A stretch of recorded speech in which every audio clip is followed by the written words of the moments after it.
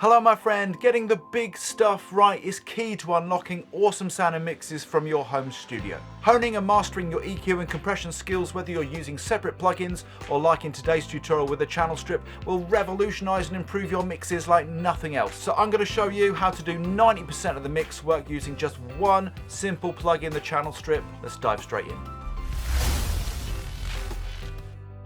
Okay, so here's our track. Just a static mix at the moment. Here's our bass isolated. When you're mixing the bass, it's typically a good idea to work within the mix. That's going to be much more preferential than just working with it in isolation. I will be showing you the bass, of course, in isolation for the purposes of this video. But within the mix, it can really help you to hear how your bass is sitting and how that low end is working within that mix. Using reference tracks is another great idea.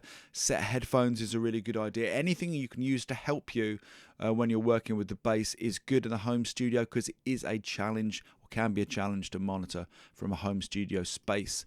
And that leads me nicely to this Spectrum Analyzer. So let's just solo out our bass.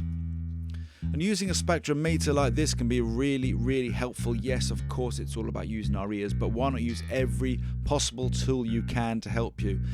And straight off, you can see a couple of things which look really obvious, and that's the high end and the low end.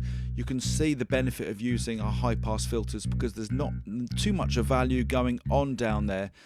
Now, a lot of people when they're starting out particularly are afraid of using a high pass filter on the bass for fear of filtering out too much. And indeed, there's nothing worse than a thin mix. It really shows it up to be an amateur sounding mix. But a lot of the sub stuff down there you can afford to lose, because that's going to give you more focus to the bass. It's ultimately going to give more space in the mix. It's also going to allow your compressor to work more efficiently and effectively on your bass guitar. So anywhere up to around 50 Hertz you can afford to filter out. And of course, don't forget the low pass filter too. From about 5k onwards, typically there's not going to be much that's that useful on a standard bass guitar. A couple of things that I could also see is you can see the real fundamentals of the bass here, hitting it around 80 Hertz, anywhere from sort of maybe about 60 to 80, 90 Hertz. We've got a bit of a dip here around 100, and we've also got another bit of fundamental energy going on about 120. Now, I know I've already hyped my kick drum around this area, so I'm going to be looking around this 100 area up to around 120 to pull out some more of our bass in an effort to keep our kick and our bass sitting comfortably together down there in the low end. So let's go over to the channel strip that we're going to be using today. This is Frank CS, let me stop the bass, from Analog Obsession. It's a freebie, I'll leave a link below here. It's a super cool channel strip. It's got a lot going on, you can do an awful lot. That's why I've chosen it for this one plug-in challenge with the bass guitar. You've got a Pultec style low end, you've got a mid-range from API, and you've got a Neve high shelf. You've also got a compressor in there, you can drive the input. You've got both low and high pass filters too, so you've really got a lot going on. Great channel strip.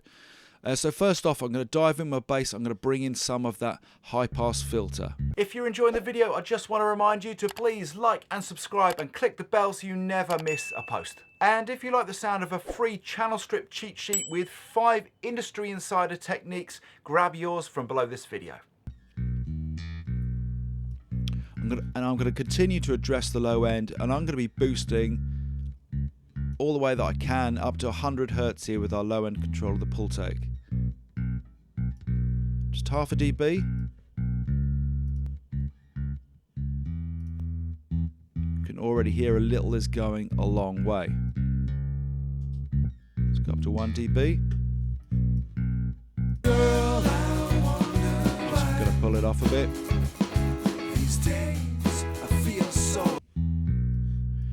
Now let's move on to our mid-range, where I really want my bass to punch through a bit through the mix. I'm looking around 500 to 1K for this. Let's just dial in a boost and take a listen. Just going to bring a bit more attack out of my bass guitar. Let's just dial it back a bit. Yeah. Off and on. And now onto our Neve high shelf, where I'm going to bring in some of that Fendery, stringy, picky twang. between 2 and 5k. Once again, bring in a boost.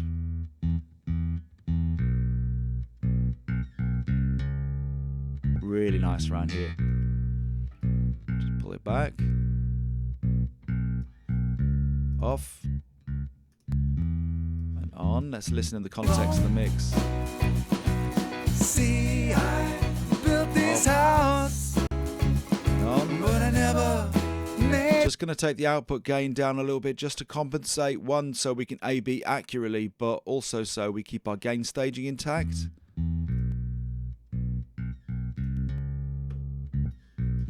And finally, I'm going to bring in our low pass filter.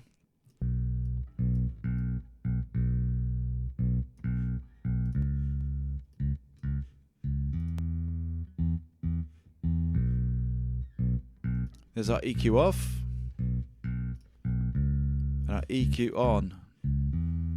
Made it In the at mix. home. Now I'll be a prisoner. Off and on. Let's move on with our channel strip down to the bottom level. And I'm going to bring in a little bit of this input gain just to add some harmonics, get a bit of drive and character from this channel strip.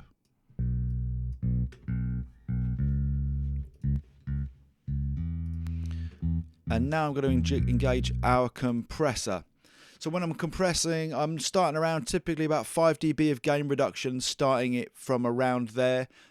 Not uncommon to end up going much further with that as well, as you endeavor to control the dynamic range of the bass and get it nice and smooth. Ratio starting around 3:1, 4:1, really with the same thought in mind. If you need to go further, it's not uncommon with the bass guitar when it comes to attack and release settings. I've got 3 options on this channel strip, and actually even the slow attack is pretty fast at 30 milliseconds, but that's going to preserve that initial transient of the bass, which I want to keep. If I go too fast, it will smoothen the bass out, but it's going to start to sound dull and lose its character and attack, and I don't want to do that. With regards to the release, again, I've got a fast release here, and I'm looking for that needle to just about return back to 0, so I get a nice, smooth, natural tail to my bass. If you go quite slow with the release, I'll show you in a moment, you'll find that the compressor will stay on throughout the tail of the bass, and you get quite a woofy, unnatural, unpleasant sound. Let me just show you what that sounds like.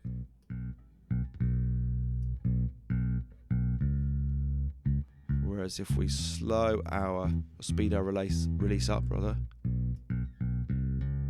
you can hear we've got a much more natural, punchy sound to our bass. Channel strip off.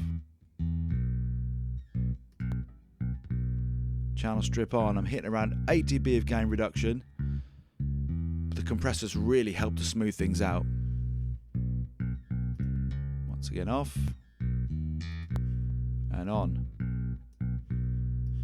Let's take a listen in the mix. These days I feel so alone. And off. See, I built this house, but I Back up. never made it at home.